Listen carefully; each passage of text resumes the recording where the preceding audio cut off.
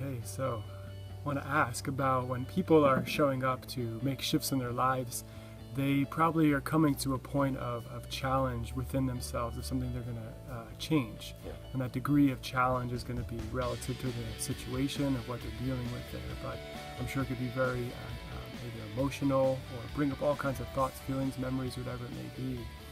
What's one of the ways that, or what is the way or approach that you work with people when they are in, say, that very kind of an edge point of feeling okay within themselves, trying to feel safe, wanting to move forward, and being present with what they're feeling in the moment? Yeah, that's such a precious point for people, and it can be so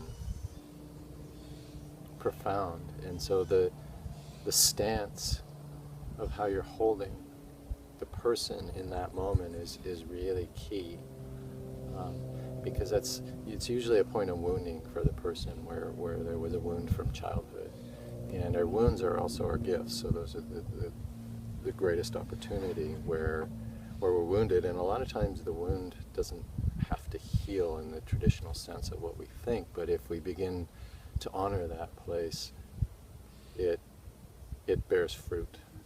The wound is the gift in a lot of ways. It brings up the archetype of the wounded healer.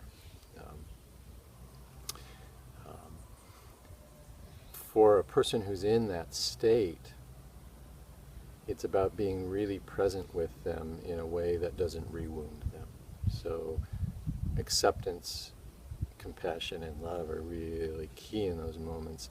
And I don't mean love in a romantic sense. I mean love in a spacious sense. It's the space we're holding the other in. So how are we holding that person in the highest regard in that moment?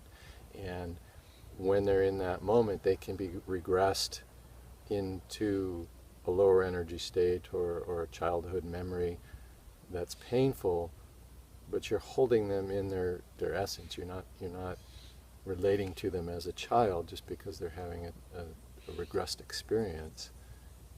You're still, it's kind of like you're doing two things. You're being in rapport with the experience, and you're being in rapport with the greater essence of the being at the same time. So that's a lot of what I'm doing when I'm working with people, is holding the space of their greatness and being really present with the particular pattern that we're working on for the person.